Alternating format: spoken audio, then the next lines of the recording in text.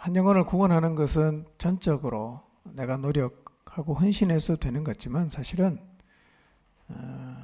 하늘 위에서 그 일을 주도 면밀하게 이끌어 가시는 분이 계시는데 하나님이십니다. 오늘 우리가 말씀을 통해서 그 사실을 아주 적나라하게 확인하게 될 것입니다. 오늘은 제가 설교를 반으로 확 줄일 수도 없고 5시에 다 잠이 깨셔서 정신이 혼미한 상태에 있는 분이 꽤 많을 것 같아요. 옆 사람 손을 한번 잡아도 되죠? 모르는 사람은 잡지 말고 아는 사람은 잡으세요. 졸면 좀 꽉 쥐어주시기 바랍니다. 제가 볼 때는 거의 혼절할 사람이 있을 것 같아요. 너무 많이 졸면 제가 설교를 멈추고 잠을 깨운 다음에 다시 설교하도록 하겠습니다. 2월과 3월은 가족을 구원하는 달로 우리가 정했습니다. 이 기간 중에 가족들이 주께로 돌아오는 하나님의 놀라운 은혜의 베푸심이 기도하는 모든 가정 위에 있기를 바랍니다. 영혼을 구원하는 일은 가장 치열한 영적인 전쟁입니다.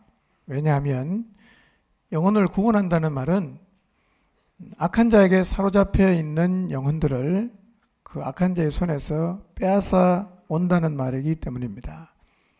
그런데 그 악한 자가 사로잡고 있는 영혼을 쉽게 놓지 않습니다.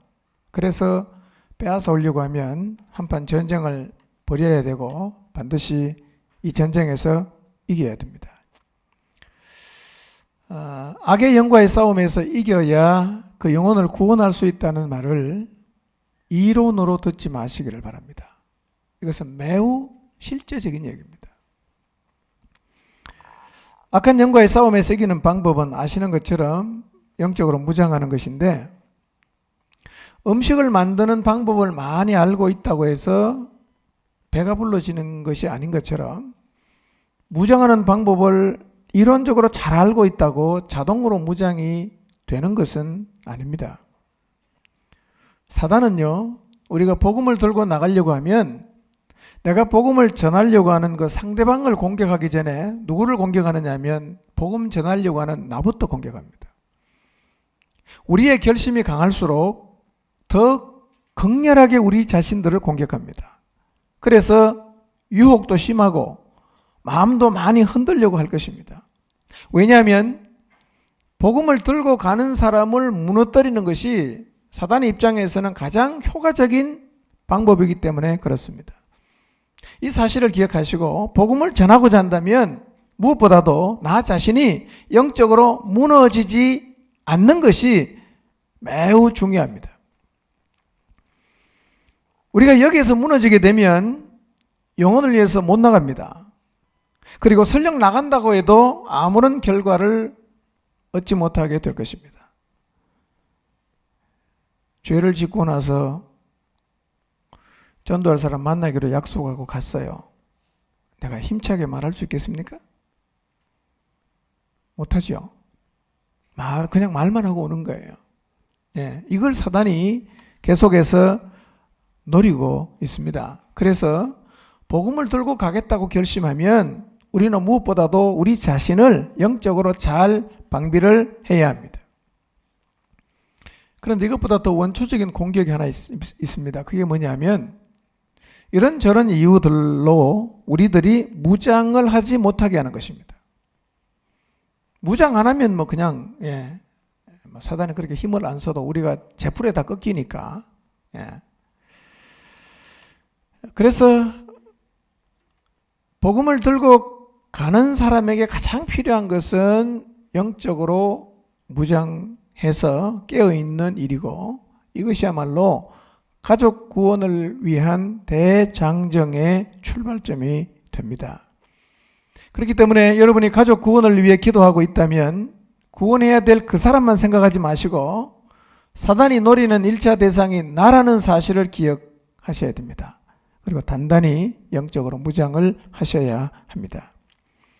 2017년 겨울 수련회 이후 거의 넉 달 동안 이 무장에 대해서 제가 말씀을 드렸습니다. 그리고 한동안 꽤 우리가 무장하기 위한 노력을 많이 해왔는데요. 1년이 지난 시점에 제가 이렇게 보니까 무장 상태가 많이 느슨해진 것을 보게 됩니다. 물으면 방법은 잘 아는데 실제로 무장하는 일에서는 많이 뒷걸음질을 한 사람이 있는 것 같습니다. 다시 매일 아침 일어나서 가장 먼저 성경을 읽는 일, 회사에서 잠깐이라도 점심때 성경을 읽으시고 잠자기 전에 꼭 성경 읽는 일 다시 시작하시기를 바랍니다. 살다 보면 어느 정도 굴곡은 있겠죠. 바쁠 때도 있고 힘들 때도 있고. 그렇다고 해도 무장하는 이 패턴이 흐트러지지 않도록 노력을 하셔야 합니다. 여러분이 정말 가족을 구원하기를 원한다면 제일 먼저 여러분 자신이 무장하는 일부터 하셔야 합니다. 혹시 멈추고 있다면 다시 무장하는 일을 철저한 마음으로 시작하시기를 바랍니다. 영혼을 구원하는 일은 이벤트가 아닙니다. 이건 진짜 힘으로 하는 거예요. 이벤트를 만들어서 한두 번 교회에 나오게 하는 일은 어떻게든 할 수가 있을 것입니다. 그러나 영혼을 구원하는 일은 이벤트로는 할 수가 없어요. 그러니까 여러분, 가족을 구원한다는 의미가 무엇인지를 마음에 좀 깊이 새기시고 이 일을 제대로 감당하려고 하면 내가 어떤 사람이 되어야 하는지를 오늘 말씀을 들으시면서 생각해 보시기를 바랍니다. 오늘 특별히 우리는 가족과 친척과 가까운 친구들을 구원했던 이 고넬료의 삶을 통해서 우리가 정말 이 복음을 들고 영혼을 구원하고 가족을 구원하는 삶을 살려고 하면 우리의 삶의 모습이 어떠해야 하는지를 살펴보려고 합니다. 고넬료가 어떤 사람인가 먼저 살펴보겠습니다. 10장 1절을 같이 봅니다. 시작.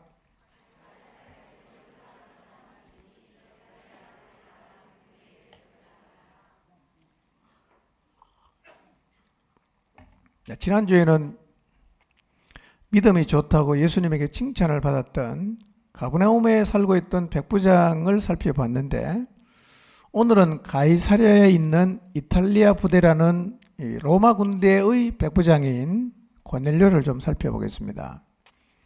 사도행전 10장을 전체를 읽어보면 하나님은 고넬료를 통해서 공식적으로 이방인들에게 복음이 전해지게 하시고 그 자리에서 고넬료의 가족과 친척과 가까운 친구들 모두가 예수님 믿고 성령을 받는 그런 놀라운 일을 경험했습니다.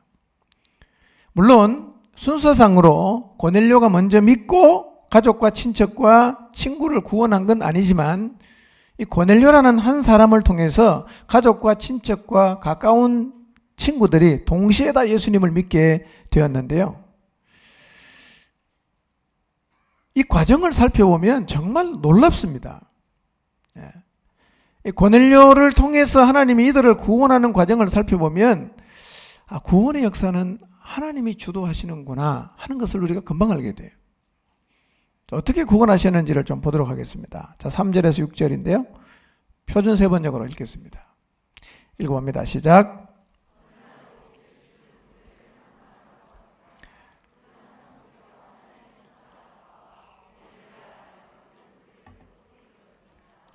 고넬료는 두려움 속에서 천사를 쳐다보았습니다. 고넬료는 주님 무슨 일이십니까? 라고 물었습니다. 천사가 대답했습니다. 하나님께서 내 기도를 들으셨다. 내가 가난한 사람들을 도운 것을 보셨으며 너를 기억하셨다. 지금 사람을 요포로 보내어 베드로라고 하는 시몬을 모셔오너라. 그는 가죽 제품을 만드는 시몬이라는 사람의 집에 묵고 있는데 시몬의 집은 바닷가에 있다. 어느 날 오후 3시쯤에 항상 기도하던 고넬료가 그 시간에 기도를 하고 있었습니다. 근데 환상이 보였어요. 환상 속에 하나님의 사자가 다가와서 고넬료를 불렀습니다. 깜짝 놀라고 두려워서 고넬료가 천사를 보면서 묻습니다. 주님 무슨 일이십니까? 천사가 대답합니다.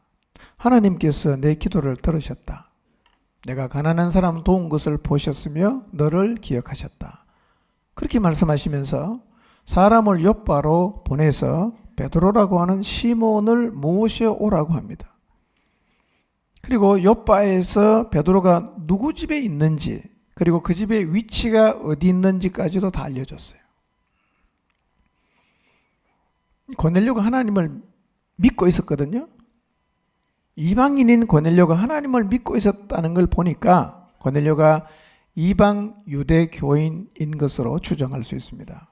유대교는요, 하나님은 믿는데 구원자로 오신 예수님은 믿지 않는 종교, 지금의 유대인들이 믿고 있는 종교를 유대교라고 말을 합니다.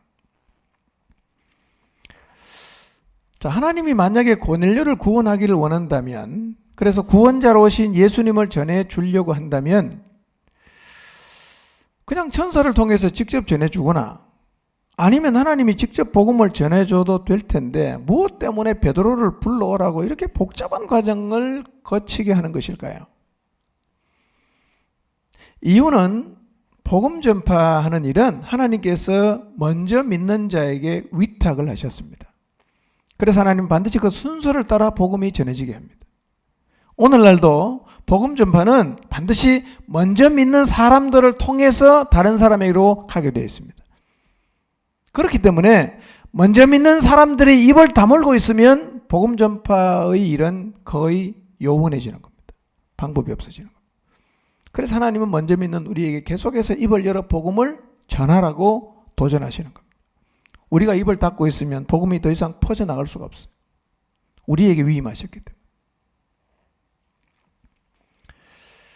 자, 환상을 본 고넬료는 자기들에게 말하던 천사가 떠나니까 집안에서 하인 2명하고 경건한 부하 1명을 불러서 자기가 본 환상을 다 말해주고 두 사람을 욥바로 보냈어요. 7절 8절입니다. 읽겠습니다. 시작.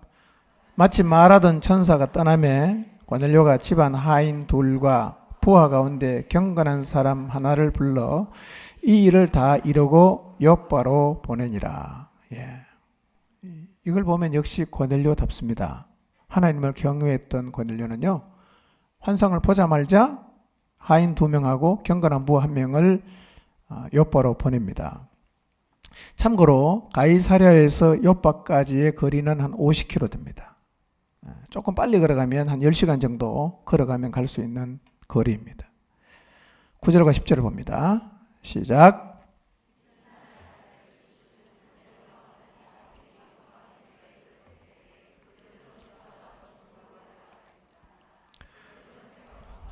무엇이라도 좀 먹었으면 하던 참이었습니다. 사람들이 음식을 준비하고 있던 중에 베드로는 환상을 보았습니다. 자, 고넬료가 보낸 사람이 그 다음날 한 12시쯤에 욥바 근처에 도착했습니다. 어제 오후 몇 시에 환상 봤죠? 3시에 봤죠? 그 다음에 사람 하인 2명 부르고 종을 불러갖고 다 설명을 하고 출발시킨 시간을 추정을 해보면 한 4시쯤으로 추정할 수 있어요. 4시. 아마 4시쯤 같다. 자, 4시쯤 출발해서 그 다음날 12시에 갔으니까 몇 시간 걸렸죠?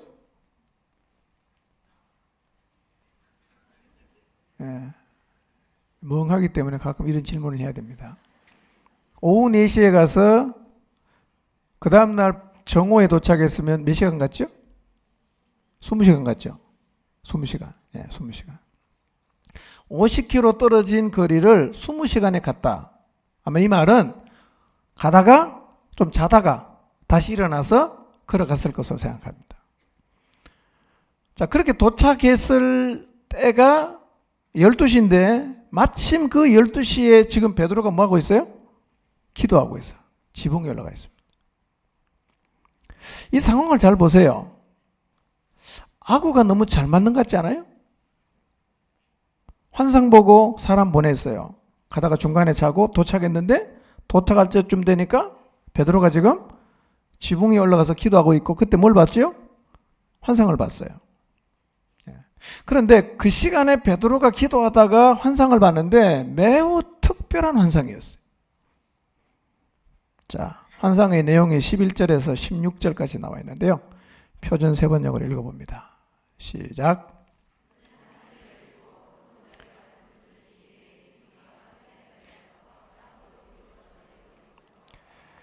그 안에는 온갖 네발 짐승들과 땅에 기어 다니는 것들과 공중의 새들이 골고루 들어 있었다. 그때 베드로야 일어나서 잡아먹어라 하는 음성이 들려왔다. 베드로가 대답하였다. 주님, 절대로 그럴 수 없습니다. 나는 속되고 부정한 것은 한 번도 먹은 일이 없습니다. 그랬더니 두 번째로 음성이 다시 들려왔다. 하나님께서 깨끗하게 하신 것을 속되다고 하지 말아라. 이런 일이 3번 있은 뒤에 그 그릇은 갑자기 하늘로 들려서 올라갔다. 기도하러 올라갔어요. 근데 하늘이 열리고 보자기 같은 그릇인데 내 귀퉁이가 끈에 매달려서 땅으로 이렇게 내려왔어요. 베드로가 그 안에 뭐가 들었는가 이렇게 쳐다봤더니만 그 안에는 온갖 네발 짐승들과 땅에 기어다니는 것들과 공중의 새들이 다 들어있는데 이거는 율법에 의하면 절대로 먹을 수 없는 것들이 보자기 안에 가득 들어있었어요. 그런데 하늘에서 소리가 납니다. 베드로야 일어나서 잡아먹어라 이렇게 말하는 거예요. 베드로가 대답합니다. 주님, 절대로 그럴 수 없습니다. 나는 속되고 부정한 것은 한 번도 먹은 일이 없습니다. 그랬어요. 두 번째로 하늘에서 음성이 다시 들립니다. 하나님이 깨끗하게 하신 것을 속되다고 하지 말아라. 이런 일이 3번 있은 다음에 그릇이 하늘로 올라갔어요. 그리고 환상이 끝이 났어. 베드로가 생각합니다. 도대체 이 환상이 무슨 의미일까? 고민을 하고 있어요. 이게 무슨 뜻인가? 그런데 우연이라고 말하기에는 너무나 놀라운 일이 벌어집니다. 17절부터 23절까지 보겠습니다. 17절부터 시작.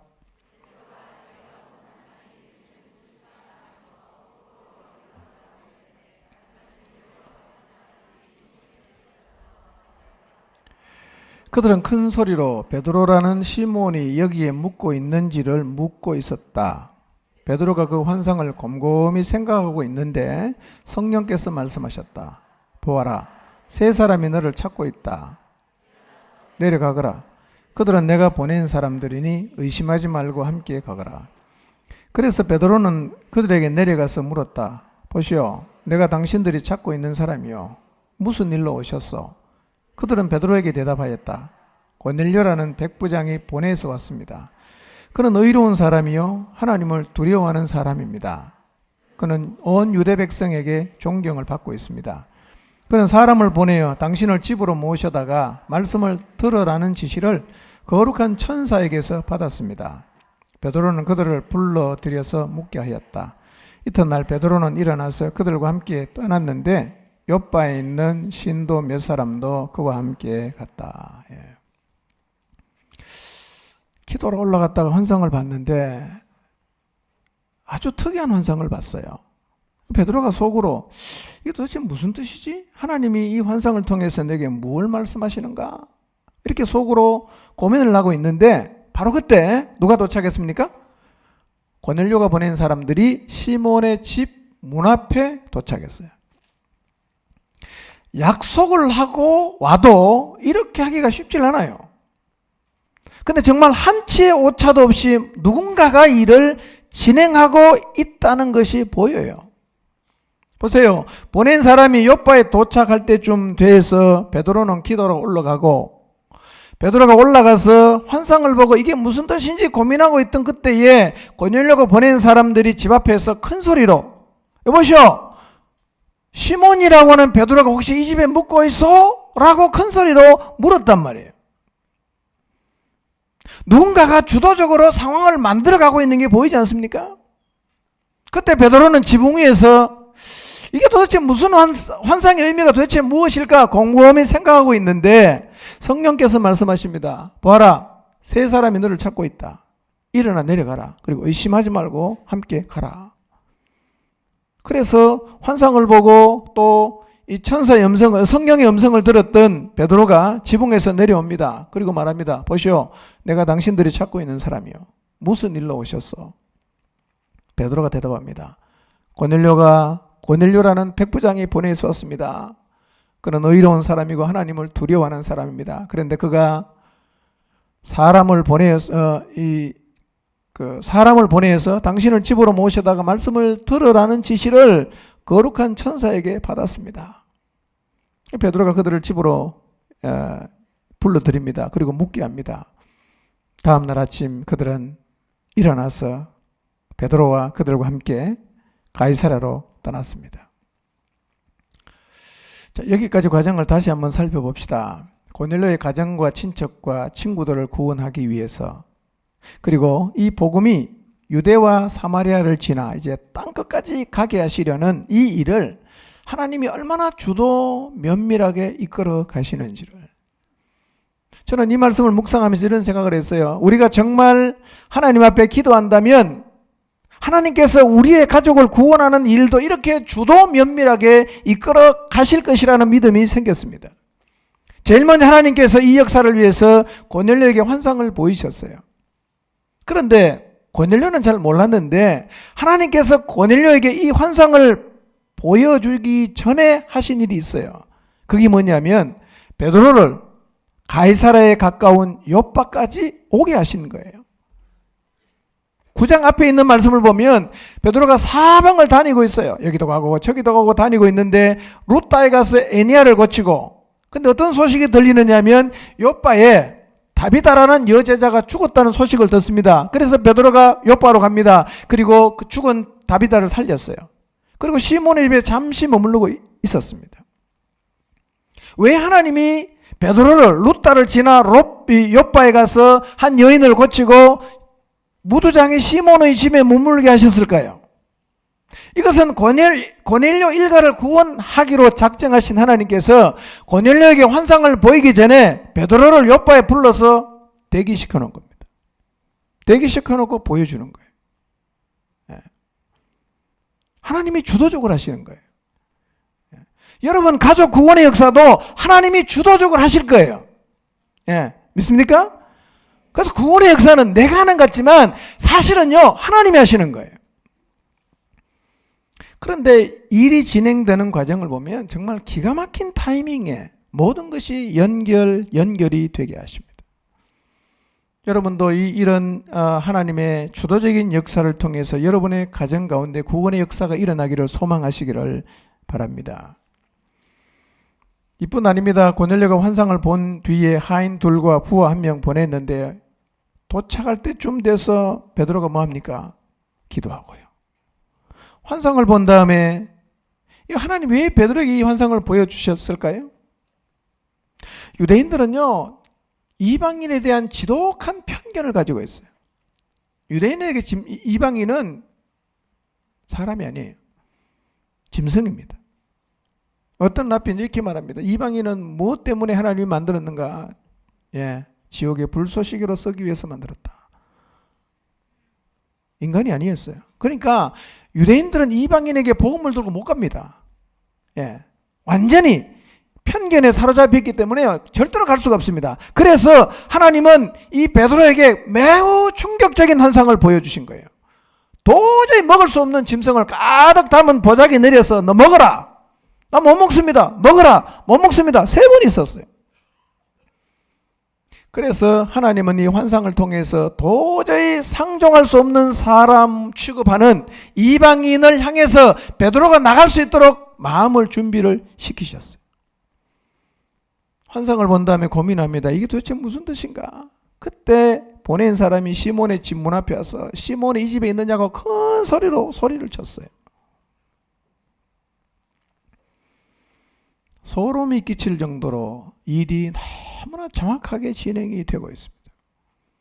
이것은 저 위에 있는 그 누군가가 모든 상황을 아시고 주도하시면서 이끌어가고 있다고 밖에는 설명할 수가 없습니다. 여러분 생각해 보세요. 베드로가 환상을 보기 전에 이 사람들이 미리 와버렸으면 어떻게 됐을까요? 고넬료가 환상을 봤는데 베드로가 요빠에 없으면 어떻게 됐을까요? 이런 면에서 고넬료의 가족 그리고 일가가 구원을 받게 되는 장면은 정말 드라마틱하고 너무나 정확하게 아구가 맞아 들어가는데 이건 누가 하셨는가? 하나님이 하셨다는 거예요. 하나님이 하시면 이렇게 돼요. 일이 그냥 진행이 되는 거예요. 이런 놀라운 하나님의 일하심을 여러분의 가족 구원의 역사 속에 일어날 수 있기를 소망하시기를 바랍니다. 하나님을 기대하십시오. 이 말은 오늘부터 기도하다가 뭔가 보이지 않나 환상을 기대하라는 의미는 아니에요. 여러분 오늘 이 고넬료를 통해서 하나님께서 가족과 친척과 가까운 친구를 구원하는 이 역사의 포커스는요 환상이 아니에요. 하나님의 주도하시는 인도입니다. 그 인도가 핵심이에요. 하나님이 주도하신다는 거예요. 예. 복음은 만인에게 평등하지요. 그런데 유대인들은 자기 민족 외에는 그 누구도 하나님의 자녀가 될 수 없다는 지독한 편견을 가지고 있었는데 어쩌면 오늘 우리도 이런 편견을 가지고 있을 수 있어요. 걔는 안 돼. 그 사람은 안 돼. 걔는 절대로 안 돼. 복음 앞에 모든 사람이 평등한데도 유대인이 이방인을 향해 갖고 있는 편견을 비난하지만 어쩌면 우리의 마음속에서도 우리의 가족이나 주변에 있는 그 어떤 사람을 향해서 저 사람은 절대로 안 될 거야 라고 편견을 가지고 아예 복음을 전할 생각조차 안 하고 있을 수도 있습니다. 이 편견을 다 버리시기를 바랍니다. 그리고 오직 하나님의 역사를 기대하십시오. 그도 되는 거예요. 그 사람도 돼요. 하나님이 하시면. 그런데 이 놀라운 구원의 역사를 하나님은 고넬료를 통해서 이루셨어요. 왜 하나님께서 고넬료라는 사람을 통해서 이 놀라운 일을 하셨을까요? 저는 이 시간에 왜 하나님께서 고넬료를 통해서 가족과 친척과 가까운 친구 그리고 복음이 유대에서 사마리아로 그리고 땅끝까지 가게 되는 이 첫 테이프를 하나님께서 고넬료라는 사람을 통해서 끊게 하셨는가를 생각해 보려고 합니다. 여러분도 경험해 보셔서 아실 텐데요. 복음 전파의 역사는 전하는 사람이 누구냐에 따라서 결과가 다르게 나옵니다. 누가 전하냐가 중요해요. 내용을 말했다가 중요한 것이 아니라 누가 전했느냐가 훨씬 더 중요할 때가 많아요. 그래서 우리가 복음을 들고 사람들에게 나가려고 한다면 내용을 숙지하는 것 이상 내가 어떤 사람이 되어야 하느냐도 매우 중요합니다. 여러분 복음을 전하려고 한다면 내가 어떤 사람이 되는 것이 중요하다는 이 사실을 여러분이 기억하셔야 됩니다. 깨달아야 돼요. 사람됨이 중요하구나. 밤새도록 그냥 나이트클럽 가서 술 마시고 막 그렇게 허튼 짓 하고 다니다 그 다음 날 집에 나가서 사람들에게 술 냄새 푹푹 풍기면서 복음을 얘기해 보세요. 내가 전하는 사람이 누구냐에 따라서 들을 수도 있고 안 들을 수도 있지만 속으로는 다 그럴 거예요. 니나 잘 믿어라. 그런 예수 난 절대로 안 믿는다. 오히려 다짐하지 않겠어요? 사람됨이 중요해요. 왜 하나님이 고넬료를 통해서 이 대단한 일을 행하셨는가? 하나님께서 고넬료의 삶을 인정을 하셨어요. 그래서 하나님은 천사를 고넬료에게 보내시고 고넬료를 통해서 가족과 친척과 친구를 구원하게 하셨습니다. 그가 어떤 삶을 살았기에 하나님께서 고넬료를 인정하셨을까? 근데 제가 고넬료의 삶을 돌아보면서 참 이 고넬료의 삶이 놀랍습니다. 어쩌면 오늘 고넬료의 이야기를 들어보면 나는 고넬료 진짜 신발끈을 매일 자격도 없겠구나라는 생각을 하게 될지 몰라요. 이방인인데요. 대단했어요. 2절을 보면 고넬료를 소개하고 있습니다. 근데 기절하는 사람이 많아지고 있습니다. 손을 좀 잡아주시기 바랍니다. 혼전한 사람도 있고 뭐 거의 그냥 무아지경에 빠진 분도 계시고 다 깨셨나요? 이제 다 돼가니까 조금만 참으세요. 등산 가다가 만나보세요. 내려오는 사람한테 다 됐습니까? 다 왔습니다. 30분을 갔어. 아직 멀은 것 같아. 다 왔습니까? 다 왔습니다. 2시간 더 가야 돼. 근데 진짜 다 돼갑니다. 자, 2절을 같이 보겠습니다. 2절 시작.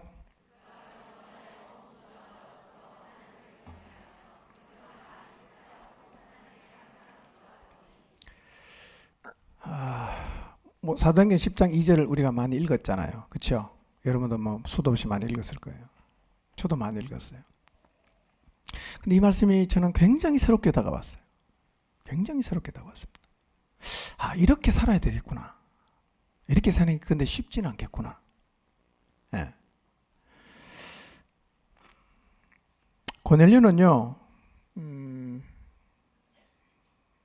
2절을 앞에 보면 이렇게 말합니다. 그가 경건하여, 이렇게 말합니다. 그가 경건하여. 고넬료는 경건한 사람이었는데요.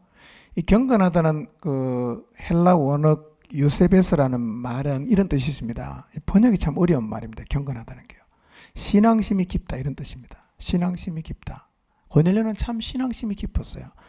근데 신앙심이 깊다는 것도 사실은 좀 추상적이죠. 고넬료는 이방인이었는데 유대교인이었고 신앙심이 참 깊은 사람이었는데 성경은 그가 신앙심이 깊다고 말한 근거를 3가지로 얘기합니다. 왜 성경은 고넬료가 신앙심이 깊다고 하는가, 경건하다고 말하는가, 그 이유를 3가지로 설명하거든요. 이 3가지를 좀 살펴보겠습니다.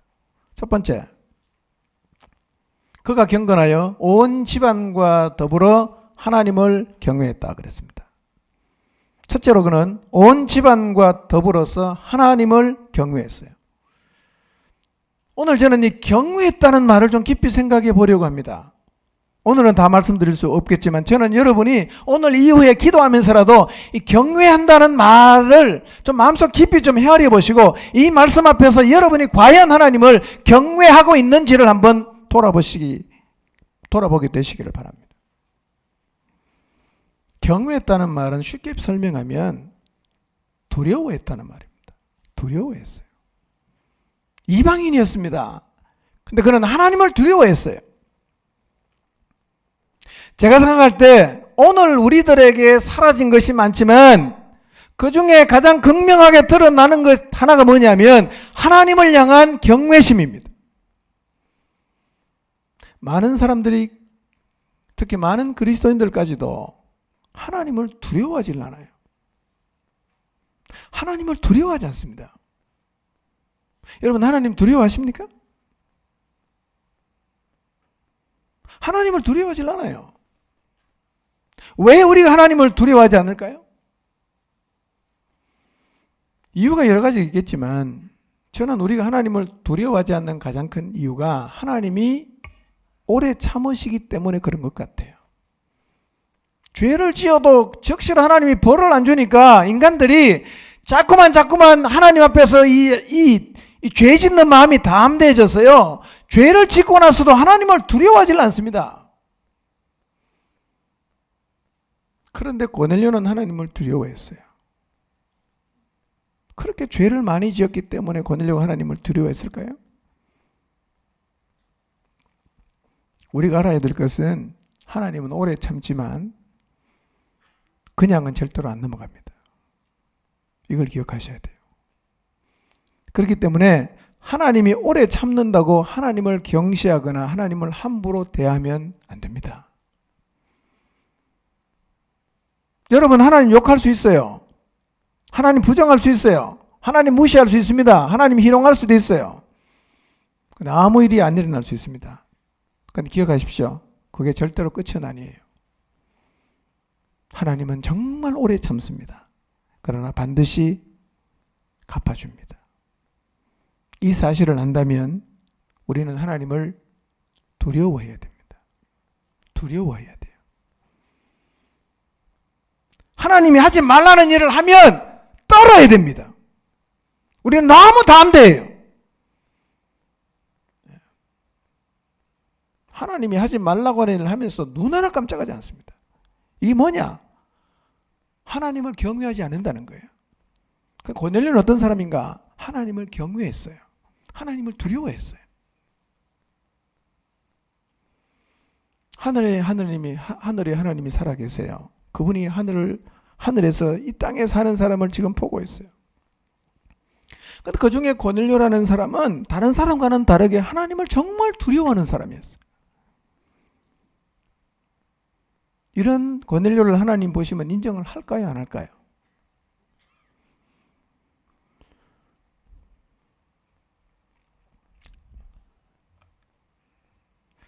자, 원래 설교를 준비할 때는 눈을 감고 이거 한번 생각해 보라고 했는데 지금 눈을 감으라고 하면 자라고 하는 얘기 같아요. 자, 눈을 뜨고 제 얘기를 한번 잘 좀 생각해 보시기를 바랍니다. 지금 나는 하나님은 함부로 대해도 아무런 상관이 없다 는 생각을 하고 있지는 않는가를 생각해 보세요. 하나님 괜찮아. 네 마음대로 해도 괜찮아.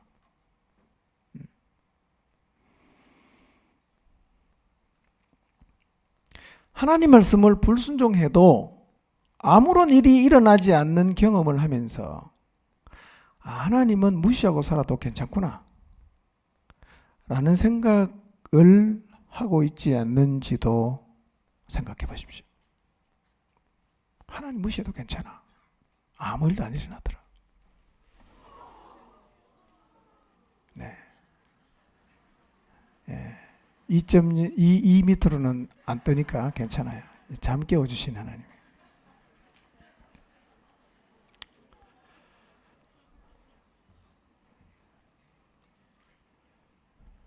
오늘 예배 나오신 분은 다 믿음이 좋으신 분들입니다. 예.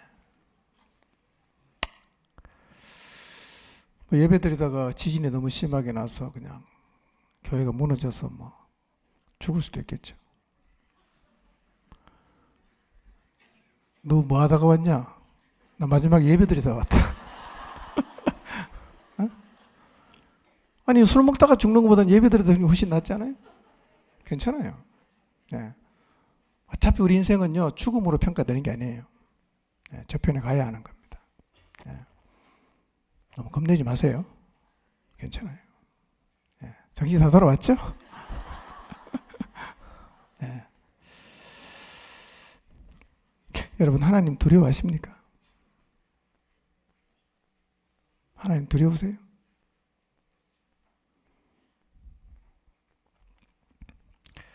여러분 하나님의 참으심을 함부로 대해도 되는 것으로 오해하지 마십시오. 직장 상사보다 하나님을 덜 두려워하고 선배보다 하나님을 덜 두려워한다면 여러분은 하나님을 경외하지 않는 것입니다. 우리는 너무 하나님의 사랑만 강조합니다. 그러나 성경은 하나님은 심판의 주라고 분명히 말씀하고 계십니다. 우리의 마음 속에서, 우리의 삶 속에서 하나님을 향한 경외감이 다시 회복이 되어야 합니다. 그러기 위해서는 너무나 크신 하나님 앞에 직면하셔야 합니다. 기도하면서 꼭 한번 생각해 보십시오. 하나님이 어떤 분입니까? 하나님이 어떤 분이기에 우리가 그분을 두려워해야 합니까? 하나님이 어떤 분이에요? 저는 기도하면서 가끔씩 생각합니다. 내가 믿는 하나님은 나를 만드시고 온 세상과 광대한 우주를 만드신 너무나 크신 분, 지금도 살아계시고 인간의 이생과 영원을 결정하시는 분이시고 불꽃 같은 눈동자로 우리의 내면을 감찰하셔서 행동을 다 아시고 그 모든 것을 그대로 갚아주시는 분이십니다. 절대로 속일 수가 없어요. 근데 우리가 이 하나님을 두려워하지 않아도 되겠습니까? 다 갚아줍니다, 하나님은. 그렇기 때문에 하나님 말씀대로 순종하며 살아가기 위해서 고난을 받는 것조차도 훨씬 더 이익이란 말이에요. 대충 살 수 있죠. 교회 다니면서도. 믿는다고 하면서도. 넓은 길 갈 수 있고 편안하게 살 수 있어요. 그게 더 나아 보일 수도 있어요. 하나님은 다 갚아줍니다. 갚아줘요. 그냥 넘어가지 않습니다. 그래서 하나님은 경외해야 되는 거예요. 누가 하나님을 경외했어요? 고넬료가요. 하나님을 경외했어요. 히브리서 4장 13절 표준 세번역으로 읽습니다. 시작.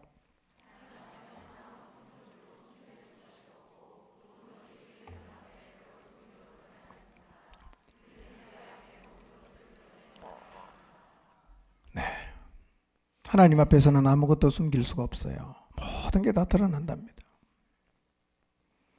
그래서 우리는 하나님을 거룩하게 여겨야 됩니다. 거룩이라는 의미는요, 도덕적인 의미 이전에 어떤 의미가 있다고요? 하나님은 너무나 대단하신 분이기 때문에 그분의 존재는 우리와는 너무나 구분이 되는 분이에요. 다른 분이에요, 우리하고요. 우리는 그분의 이름을 거룩하게 여겨야 됩니다. 하나님은 절대로 함부로 할 수 있는 분이 아니에요. 그래서 우리는 그분을 두려워해야 되고, 불순종할 때, 죄를 지을 때마다 진심으로 애통하고 회개해야 됩니다. 하나님은 어떻게 해도 상관없는 분이 아니에요. 오늘 우리에게 정말 필요한 것은 이 하나님을 향한 경외감을 회복하는 것입니다. 여러분, 기도할 때마다 이 생각 좀 하세요. 하나님이 어떤 분인가?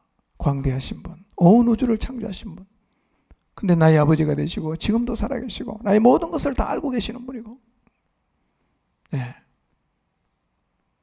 이 하나님을 경외해야 됩니다. 경외해야 돼요. 이 경외라는 단어를 계속 떠올리세요. 저는 요즘 길 가면서도 계속 이 단어를 생각합니다. 하나님을 두려워해야 된다. 하나님을 두려워해야 된다. 기도할 때도, 길을 갈 때도 생각해 보세요. 하나님이 어떤 분인가? 하나님을 두려워해야 돼요. 저녁에 제가 잠깐 말씀드리겠지만, 하나님을 경외한다는 말 속에 포함된 의미가 너무너무 많고요. 진짜 하나님을 경외하면 우리의 삶은 달라질 수밖에 없어요. 여러분, 집에도 무서운 사람 하나 있어 보세요. 우리의 행동이 달라집니다. 예수님 믿는 내가 아무도 안 무섭다. 하나님 경외 안 하는 거예요. 하나님 모르는 거예요. 여러분 모두 하나님을 경외하는 자리에 서게 되시기를 바랍니다. 예. 그분은 다 아세요. 예. 만물은 그분 앞에 다 벌거벗은 것처럼 다 드러나게 되어 있습니다.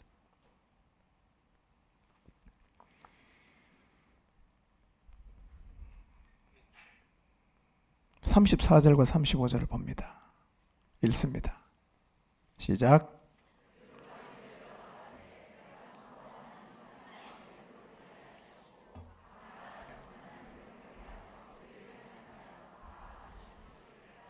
아멘. 하나님이 사람의 외모를 보시나요? 사람은 사람의 외모를 많이 보지요.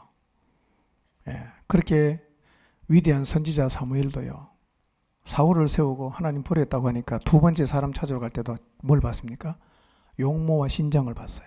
아, 저 사람은 진 왕이 될 감이다, 이렇게 봤어요. 그때 하나님 말씀하십니다. 용모와 신장을 보지 말라. 내가 이미 그를 버렸다, 이렇게 말씀하십니다. 하나님은 용모와 신장을 보지 않습니다. 안 봐요. 어느 민족이냐도 보지 않습니다. 한국인이냐, 중국인이냐, 유대인이냐, 일본인이냐, 미국인이냐 상관없습니다. 누구를 찾습니까? 35절 다시 보여주세요. 35절. 다만 하나님은 각 나라 중에서 하나님을 경외하는 사람을 어떻게 한다고요? 다 받습니다. 받아줍니다. 오늘 우리가 하나님을 경외하는 자리에 선다면 고넬료를 받아주셔서 구원의 역사를 주도 면밀하게 진행해 가셨던 하나님께서 우리의 삶을 받아주신다면 우리를 통해서도 그분의 역사를 이루어 가실 것입니다. 여러분, 정말 여러분의 가족이 다 예수님 믿고 구원받기를 원한다면요, 고넬료처럼 하나님을 경외하는 사람이 되시기를 바랍니다. 하나님을 두려워하세요. 하나님을 두려워하세요. 우리 하나님 너무 안 무서워해요. 여러분, 신앙생활하고 교회에 다니면서 무서운 사람 하나도 없는 사람은요, 하나님이 누군지 모르는 사람이에요. 우리는 절대로 함부로 할 수가 없어요. 성경에 보세요. 하나님이 참다가 안 되면 그때는 휘두르면요, 사람이 많이 죽었어요. 아나니아 삽비라 보세요. 하나님이 참아요. 근데 더 이상 참지 못할 때가 되면 하나님이 행동하십니다. 하나님 두려워해야 됩니다. 하나님을 경외하시기 바랍니다. 경외하셔야 됩니다. 두 번째로 고넬료가 어떤 사람이었는가? 구제한 사람이요, 백성에게 자선을 많이 베푼 사람이었습니다. 백부장 고넬료는 자신만을 위해 살면 인생을 괜찮게 살 수 있고 편안하게 살 수 있고 폼나게 살 수가 있는 사람입니다. 백부장이니까요. 사회적으로 어느 모로 봐도 잘 살 수 있는 사람이에요. 그런데 고넬료는 어려운 이웃을 외면하지 않고 섬기며 살았습니다. 하나님이 자기에게 주신 재물을 자기의 것이라고 움켜쥔 사람이 아니라 가난하고 어려운 사람을 보면 자선을 많이 베풀었던 사람입니다. 그런데 하나님은요, 가난한 사람에게 매우 관심이 많으십니다. 그래서 하나님은 가난한 자 돌보는 사람을 기뻐하시고, 구약 성경에도 보세요. 하나님은 가난한 사람을 굉장히 많이 배려하십니다. 추수를 할 때 이삭이 떨어지면 줍지 말라는 거예요. 왜 줍지 말라고 합니까? 가난한 사람, 과부들이 와서 그걸 주워 먹고 살아야 되지 않겠냐. 이삭을 추수를 하다가 이삭이 떨어지면 줍지 말라는 거예요. 내버려 두라는 거예요. 룻을 아시죠? 룻도 보아스의 밭에 가서 그거 주웠잖아요, 처음에. 가난한 과부들, 어려운 사람들이 그걸 먹고 사는 거예요. 이 하나님 배려입니다. 가난한 사람에게 하나님 관심이 많아요. 마태복음 25장 31절 이후에 보면 예수님께서 비유하시면서 말씀하십니다. 줄이고 목마르고 나그네 되고 헐벗고 병들고 옥에 갇힌 자를 돌본 것은 곧 내게 한 것이다 라고 주님께서 말씀을 하셨어요. 여러분, 그런데 고넬료는요, 주님이 정말 기뻐하시는 가난한 사람에게, 어려운 사람에게 구제하고 나누며 살았어요. 하나님 경외하지요. 하나님 정말 기뻐하는 가난하고 어려운 이웃 돌보죠.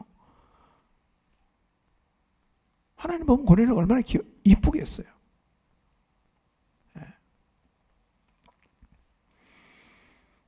우리도 고넬료처럼 하나님이 주신 재물을 모으는 일에만 관심 받지 말고, 내가 벌었으니까 다 내 거라고 주장하지 말고 어려운 이웃을 돌아보며 살아야 합니다. 왜냐하면 하나님이 이것을 기뻐하시거든요.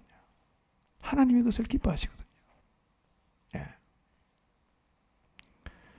4절 표준 세번역으로 다시 읽어봅시다.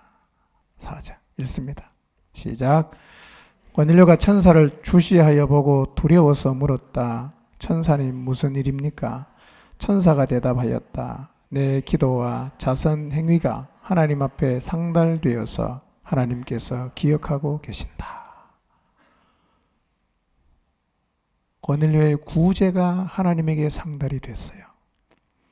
상달이 되었다는 말은 올라갔다는 말이에요. 베드로가 이 땅에 살면서 어려운 이웃들을 보면서 자기의 이 돈을 나눠줬어요. 그런데 이 어려운 이웃을 구제하는 이 고넬료의 자선 행위가 하나님에게 올라갔다는 거예요. 올라갔다는 거예요. 그리고 그 다음 뭐라고 말씀하십니까?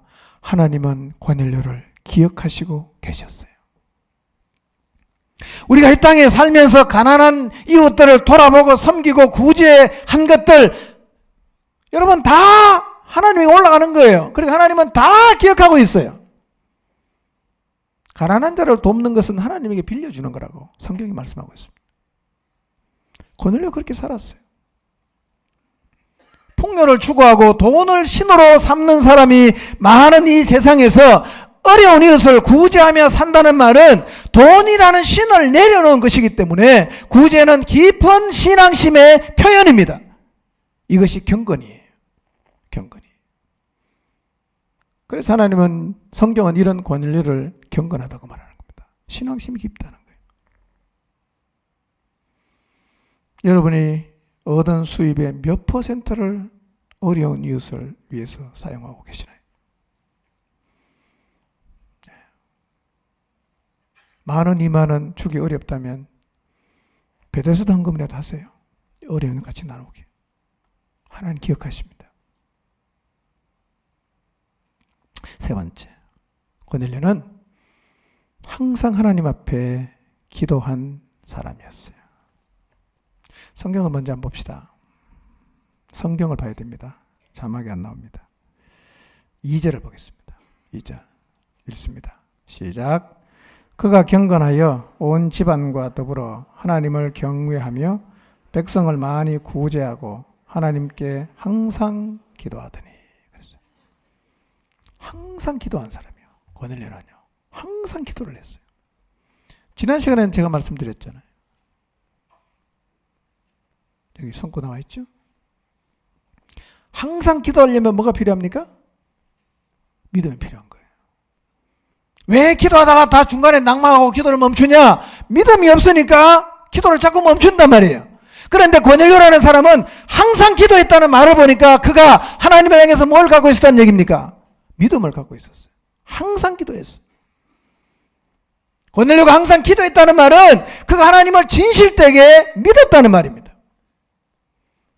그리고 사실은 오늘 환상을 보고 요빠에 보내서 베드로가 자기 집에 와서 복음 전해서 예수님 믿게 했다는 이 모든 것은요, 이 항상 기도한 고넬료의 기도의 응답이에요.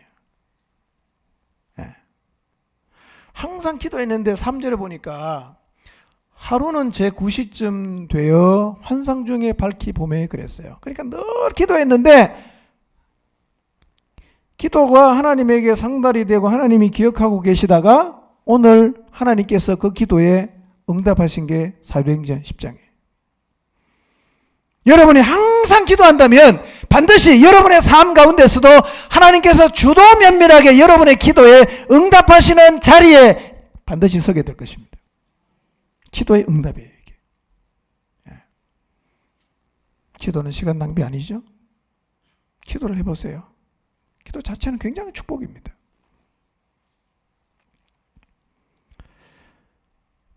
4절을 다시 봅니다. 4절 읽습니다. 시작.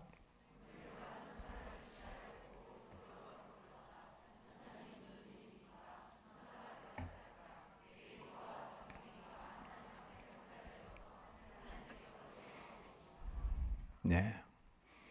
자선만 하나님에게 올라가는 게 아니에요. 뭐도 올라갑니까? 기도도 올라가는 거예요. 내 기도와 자선 행위가 하나님 앞에 올라갔다는 거예요. 상달이 되었다는 거예요. 예. 그리고 하나님이 기억하세요.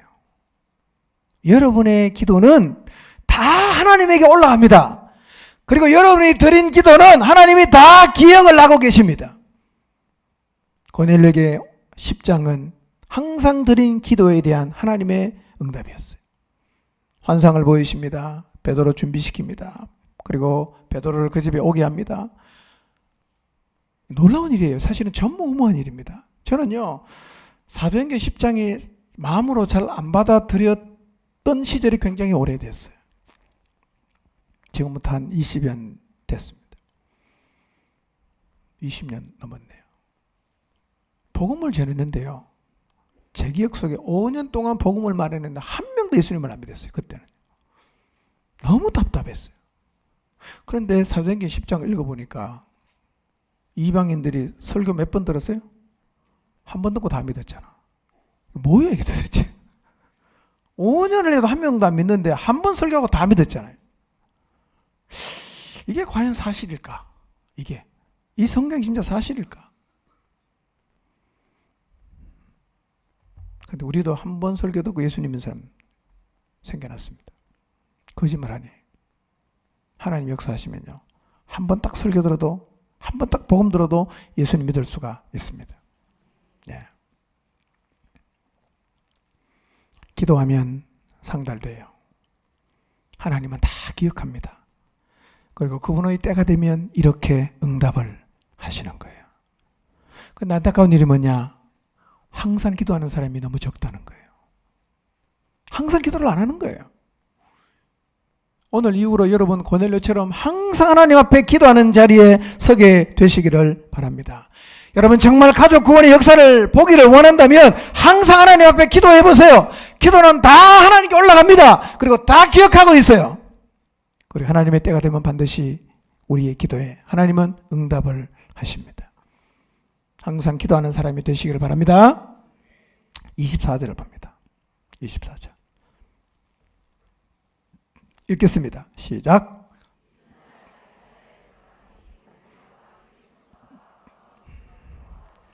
네. 하나님을 경외하고 항상 기도했던 고넬료가 기도 중에 환상을 보고 하인과 부하를 요빠에 보낸 다음에 하나님을 향한 믿음과 기대의 마음으로 사람을 불러 모읍니다. 제일 먼저 누구 불러 모읍니까? 가족이 다 왔어요. 그 다음에 또 누가 옵니까? 친척이 왔어요. 그 다음 또 누가 옵니까? 친구가 왔어요. 이게 무슨 얘기겠어요?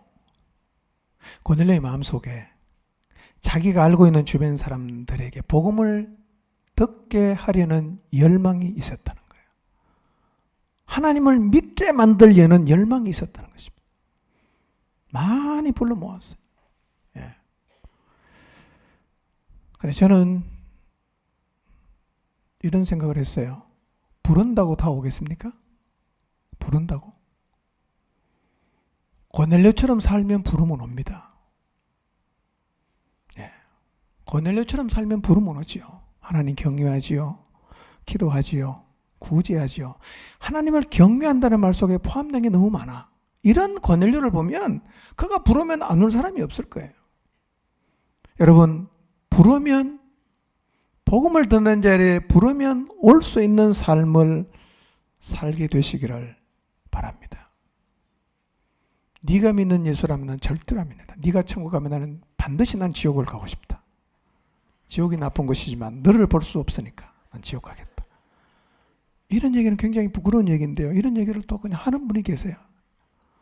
예. 부르면 올 수 있는 삶을 여러분 모두가 살아가게 되시기를 바랍니다. 예. 친구도 부르니까 오지요. 친척도 부르니까 오지요. 가족도 부르니까 다 온 거예요. 예. 마지막으로 25절을 봅니다.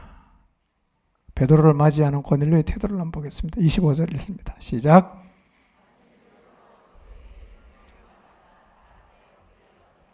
예. 로마의 백부장이면 유지입니다. 천부장보다는 낫지만 꽤 지위가 있는 사람입니다. 근데 베드로 보니까 어떡합니까? 절을 해요. 이건 또 뭡니까? 왜 절을 합니까? 앞의 상황들을 생각해 보면 고넬료가 베드로에게 절한 게 이해가 돼요. 하나님을 두려워하는 사람, 돈 욕심 없는 사람, 항상 기도하는 경건한 사람이었던 고넬료가 기도하다가 환상을 보고 천사가 청하라고 했던 그 사람을 청해서 그 사람의 말을 들으라고 했던 그 베드로가 왔어요. 고넬료는 베드로를 하나님이 보낸 사람으로 받았어요. 무슨 말씀하시든지 제가 받겠습니다. 그런 마음으로 베드로가 오니까 절을 했어요. 이렇게 가난하고 사모하는 마음을 가진 고넬료가 베드로가 복음을 전했을 때 어떤 마음으로 들었을까요? 그리고 이미 고넬료의 삶에 감동을 받고 고넬료가 초대해서 모여든 남은 가족과 친척과 가까운 친구들이 고넬료가 베드로를 대하는 태도를 보면서 그들이 베드로를 어떻게 생각을 했을 것이며 베드로가 전하는 말을 어떤 마음의 자세로 들었을지는 충분히 짐작이 갑니다. 그리고 그날 그들 모두는 구원을 받았습니다. 이런 태도가 필요합니다. 이런 태도가 필요합니다. 달랑 복음의 내용만을 전하는 것이 능사가 아니에요. 사람됨이 중요합니다. 하나님을 경외해야 됩니다. 경건한 사람이 되어야 합니다. 겸손한 사람이 되어야 합니다. 그렇게 할 때 하나님이 우리를 받으시고 우리의 기도대로 응답하셔서 주도 면밀하게 그분이 주도하셔서 우리의 기도가 응답되는 역사를 이루어 가실 것입니다.